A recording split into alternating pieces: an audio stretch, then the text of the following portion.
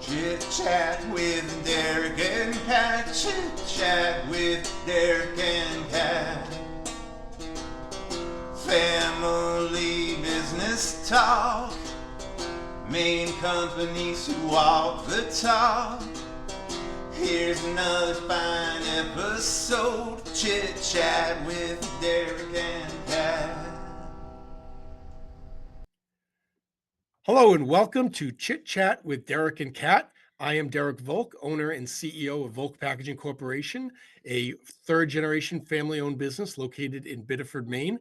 And this is Catherine Wygant Fossett. She is the executive director of the Institute for Family-Owned Business. This show is going to be focused on interviewing Maine's great family businesses. There are lots of them. Many of them are members of the Institute for Family-Owned Business. Some are not. But you like to call them future members. Yes, future members. Not non-members. That's from my predecessor. Oh, okay. So you know Gina. Yes. All right. So they call them future members, not non-members. Yes.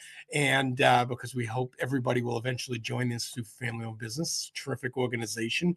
We've been members since at least 2000. When did it start? It started 30 years ago. 30 years ago. So and 25 years ago, you got the first award. We did get the first award. Yes. Thank you for mentioning that. Yes. And you've had several since. Yes. No, we're very honored to be recognized by such a great organization. And so let's talk about the Institute for Family Business. This is our first show.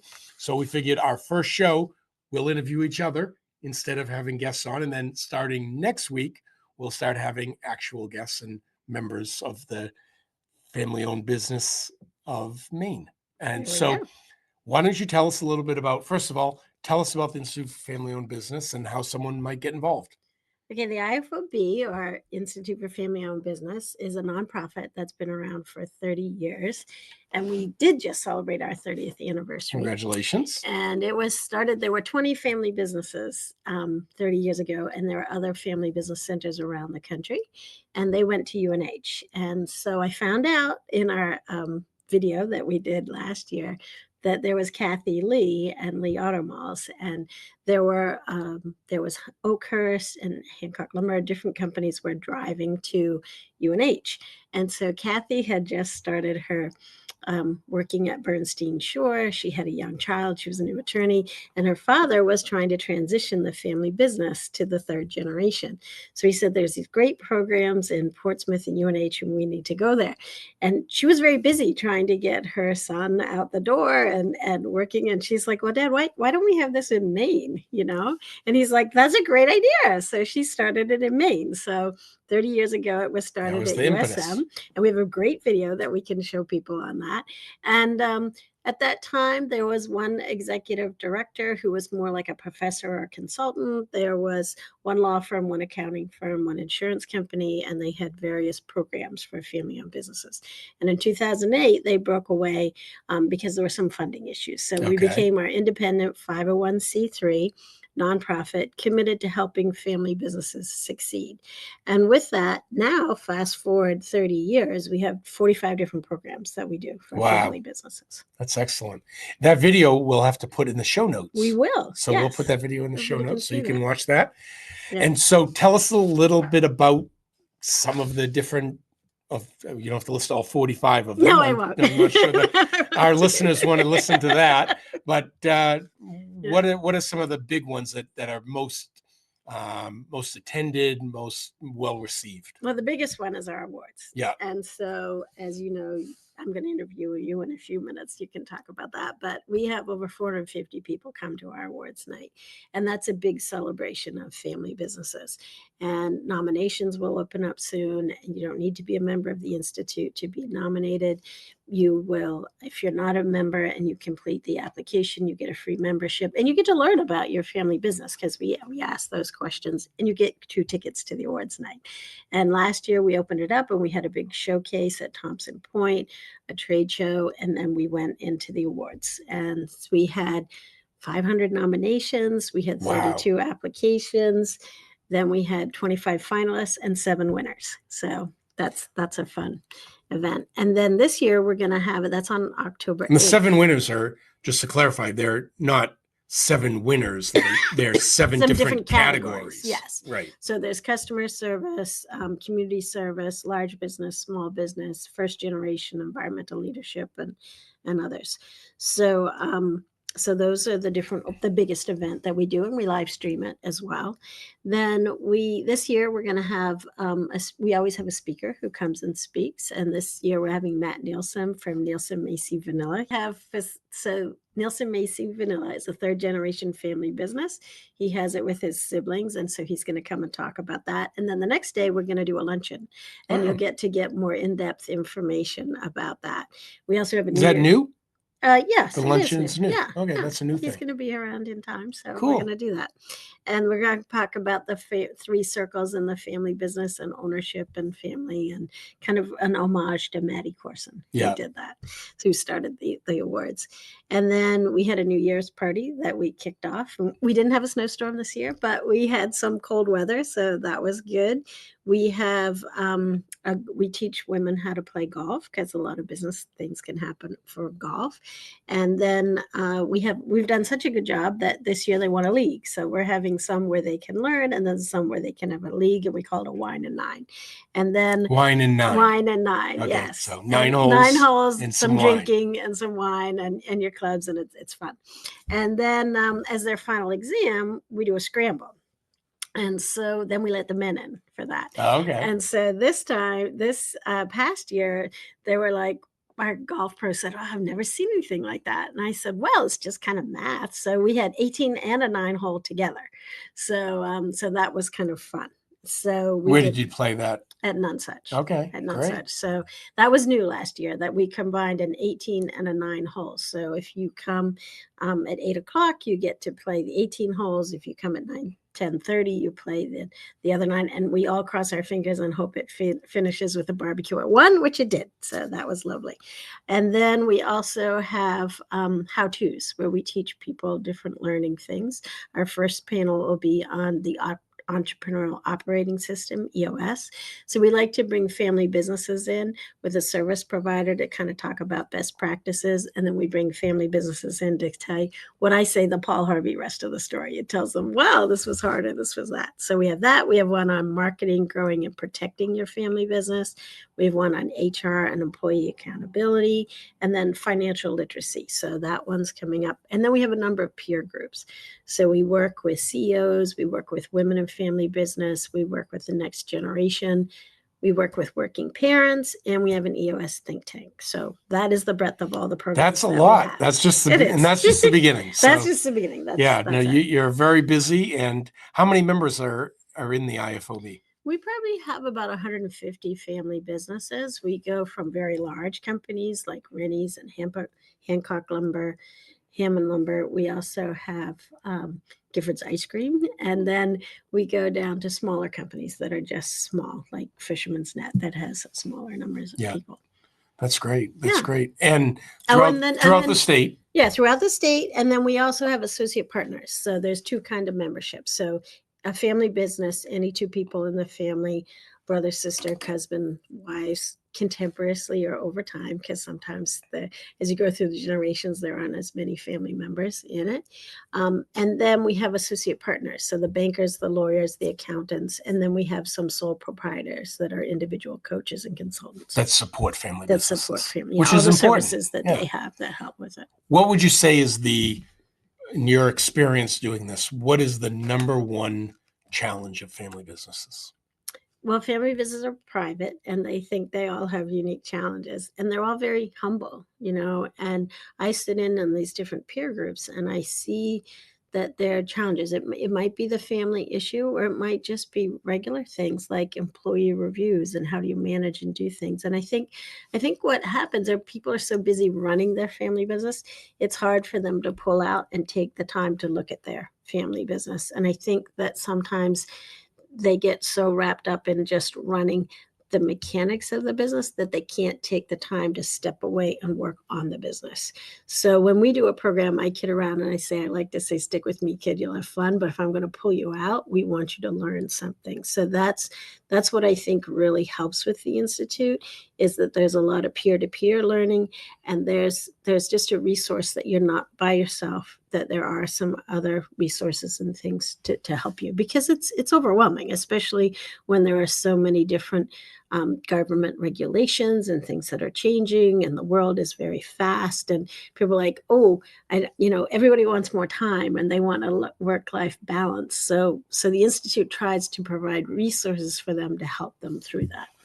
Does Maine have, and you may not have the data on this, but does Maine have a higher, lower, about average percent of family businesses as a proportion of our total business community? Well, people tell me, since I've been here 11 years, that 80% of business in Maine are family owned. 80%. Yeah. And is that a high number compared to other states? I think it is. I would think it would be. And we will bring on John Guglia from Family Enterprise USA. We have a survey. We'll have some in-depth data about that as well. And he's going to be a guest on our future show. Yes. And so he'll talk to us about the Maine data, but also across the country, because family businesses are very strong and really produce a large amount of the GDP.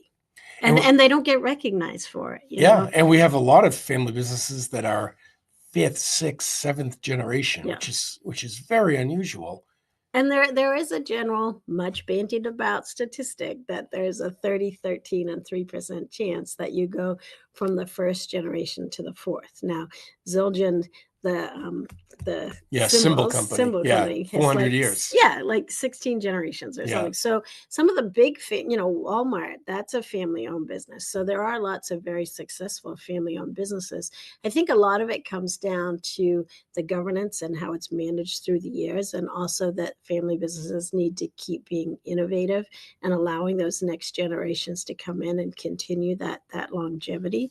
But family businesses, they care about their community. They help with Little League. So they're really that local engine that's fueling the economy for Maine. They are. And that's something that I've seen as we have over 500 customers in Maine.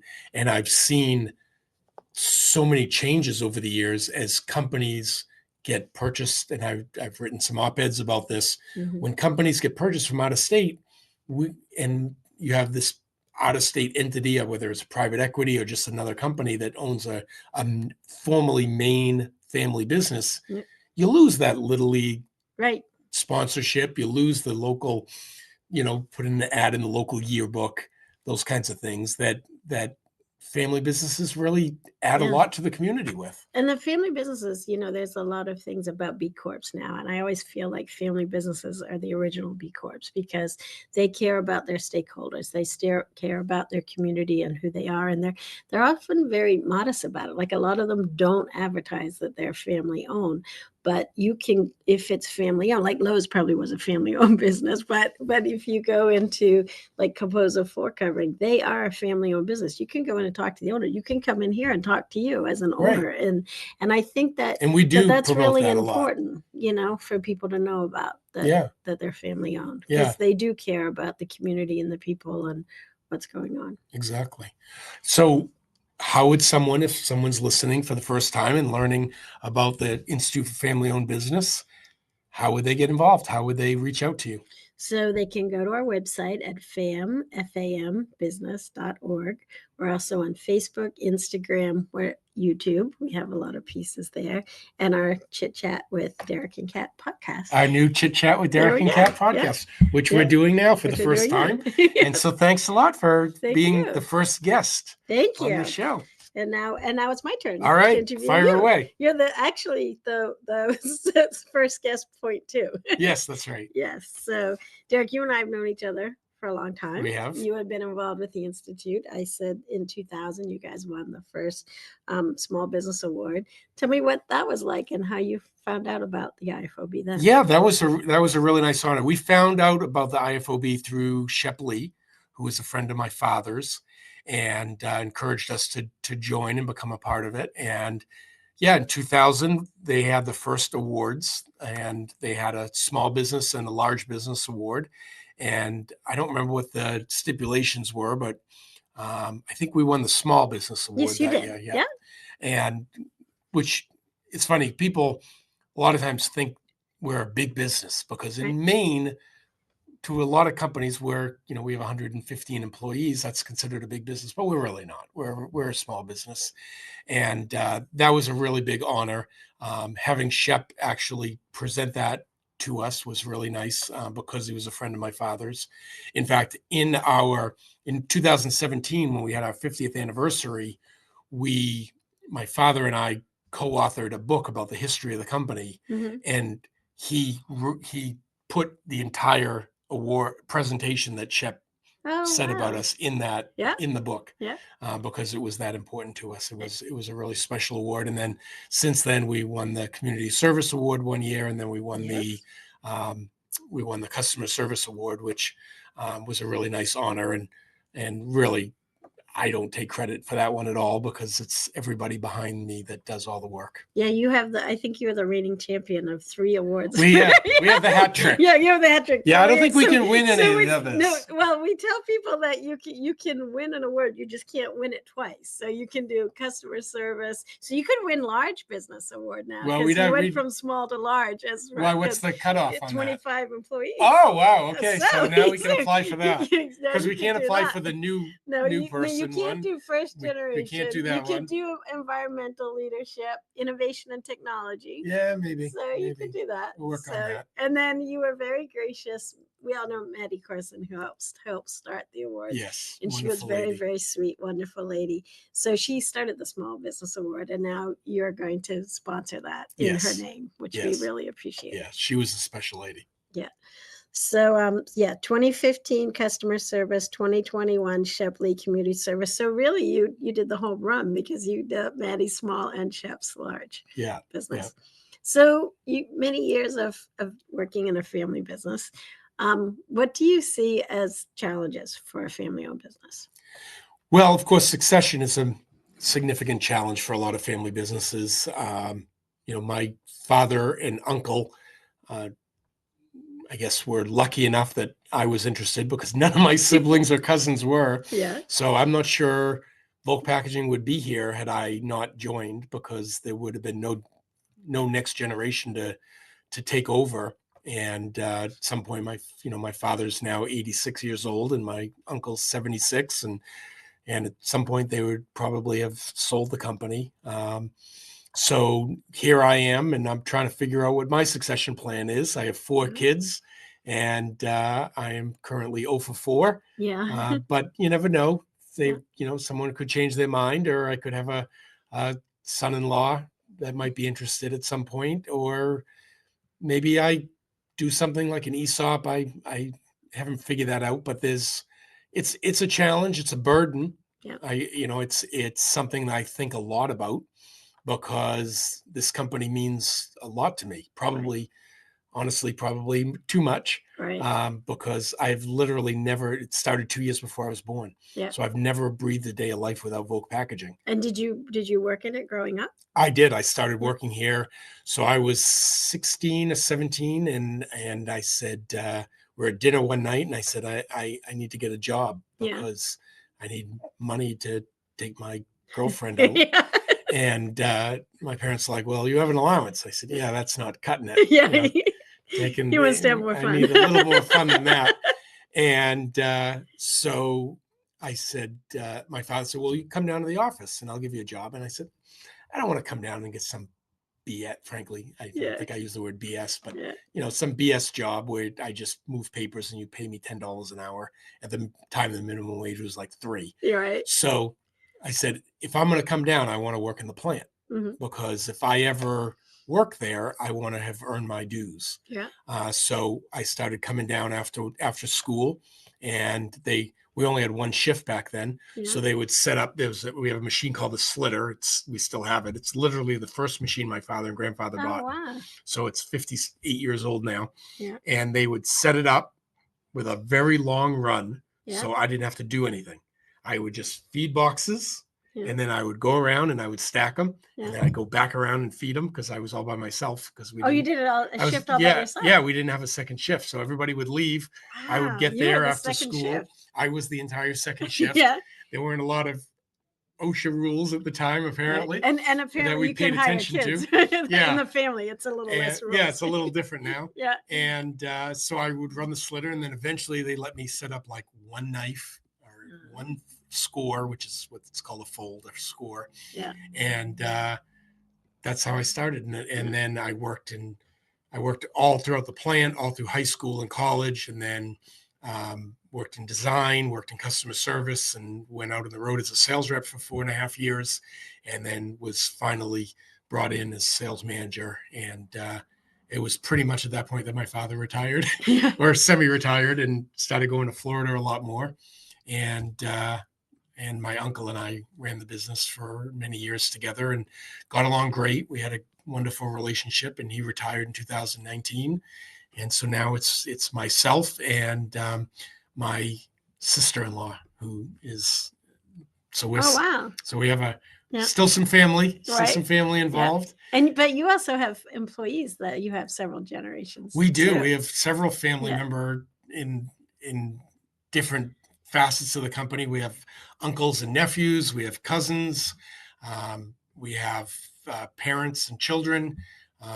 We have 12 people that work here that have been here for at least half their life. Wow.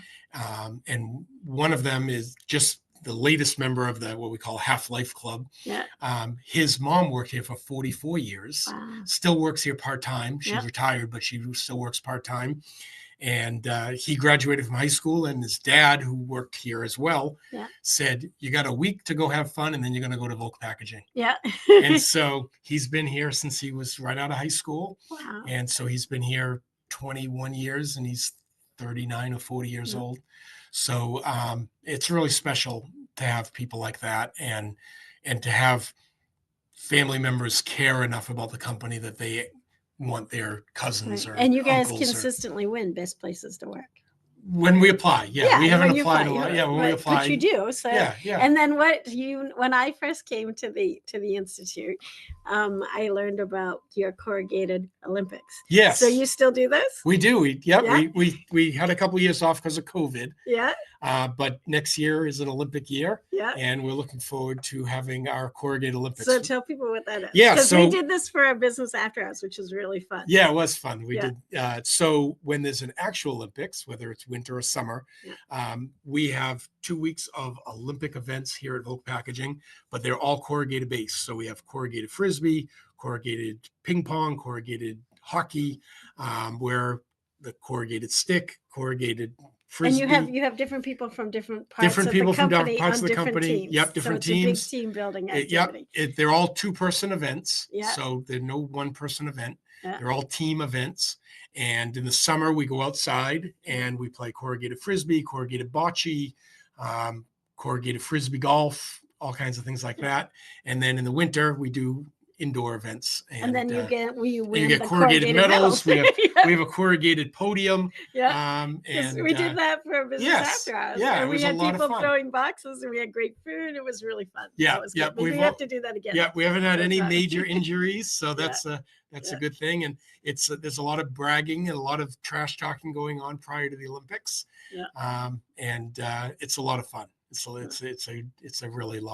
of fun. All right. So so that's Volk Packaging. And we also, in 2020, we started a fulfillment company called Volk Packset, which is located in Sanford. Yep. And what we do down there is we do contract packaging. So we do fulfillment, kitting, assembly work. If someone has a product where, especially startups, where they don't want to go rent space and have a warehouse and a forklift and have to manage their inventory, bring it to us. We'll put it all in our inventory. We'll take care of it. And the orders run through Shopify or Ship Station, and they come right into us, and we ship the product for them, and we can take it all right off their hands. So kind of fell into that business and started that in 2020, right in the middle of COVID. Yeah. And it's been great. And out of chaos came opportunity. Out of chaos came opportunity. Nice. So we have Volk Packaging. It's all one company, but we call them two separate companies. And so if you need any corrugated boxes or if you need anything shipped, let us know. And you also you work with EOS, right? We the do. Entrepreneurial Operating System. We do. And Joe's going to be on a panel. Yeah, my COO, Joe Koreski, is on that. And you tell us how you found that to be for your company. It's been great. EOS, so for those of you who are not familiar with, it's called Entrepreneurial Operating System. It's based on a book called Traction, was the original book by a guy named Gino Wickman. And a couple of years ago, I was trying to figure out how my uncle had retired. I was trying to figure out how I set goals, how I plan for the future, how I structure the company to have a little more structure, a little more formatted planning structure to the company. I really didn't know what I was going to do. A friend of mine said, "Have you read Traction?" I said, "I actually started it a couple of years ago, but I didn't finish it because I was a couple of chapters in, and I thought my uncle is never going to want to do this. It's a lot of work. It's a totally different way of running the company." I was taking a trip to Israel. Oh, wow. And I threw the book in my bag and I read it before we landed in Tel Aviv. Oh, wow. I read the whole book. I could not put it down. I was like, this is exactly what I'm looking for. I came back. I bought everybody on my leadership team a book. And I said, you have the whole summer, read this book. And we're kicking this thing off in September. And we've been doing it now for 2.5 years now. It's been terrific. It's changed the way we run our business. We're much more organized. And it's been really good. It's not easy. It's a lot of work. It's a lot of work. And you get better at it as you go. So if you start, don't give up. Stick with it. I kept telling everybody because we felt like we sucked at it for a while. And we still feel like we struggle sometimes. Well, that's why we're going to have a panel where we take best practices. And what was interesting to me is that entrepreneurs don't necessarily like rules and policies and all those sort of things, right? You kind of need that if you're going to move things forward. So I think it's just another tool in the toolbox. It is. And I think it's helped the company get to the point. I don't want this company dependent on me. I joke that my goal is to make myself as irrelevant as possible. Now I don't know if I'll ever get to become irrelevant, but I don't want the company being so dependent on me that if God forbid I don't come down for breakfast someday, or the parachute doesn't open, then we got a problem. And so the more I can create a system where the company runs with or without me here, the better off we'll be. And so that's the ultimate goal. And if I ever decide to sell or hand it down to another generation or hand it down to or sell it to somebody else or do an ESOP or whatever, there's a structure there. And that's what I'm trying to do. And how do we find you? You can find us. We are all over the internet, of course. Our website is volkboxes.com. So if you go to volkboxes.com, you can learn all about us. We're on Facebook, Volk Packaging on Facebook, on Instagram. And then I do have a LinkedIn Volk Packaging page. I don't really use it because I have so many followers on my regular page. I just use that. So you can hit me up on LinkedIn. But if you Google Volk Packaging, we have a YouTube page. So we're all over the place. Great. Not hard to find. All right. Well, it's fun to do this with you. Yeah, fun to do with you. I met you 11 years ago and you had a radio show. And now you reached back out to me at the awards and said, well, hey, let's try a podcast. Yeah. It's a lot. It's going to be a lot of fun. I'm looking forward to doing it. Thanks. So stay tuned for future episodes of Chit Chat with Derek and Kat here on the YouTube channel. And we'll be on iTunes and wherever else we can figure out where to post it. There we go. Spotify maybe or something like that. We don't really know. We'll figure that out later. We're having fun. Thanks a lot for coming. Thanks for joining us for this episode of Chit Chat with Derek and Kat.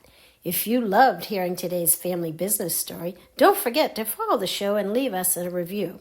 It helps more people find these amazing stories. You can listen to us on Apple Podcasts, Spotify, Amazon Music, and YouTube. And don't forget to subscribe so you never miss an episode. Want to learn more about the families and service providers we feature or get involved with the Institute for Family-Owned Business or Volk Packaging Corporation? Visit fambusiness.org, fambusiness.org. We'll see you next time on Chit Chat with Derek and Kat.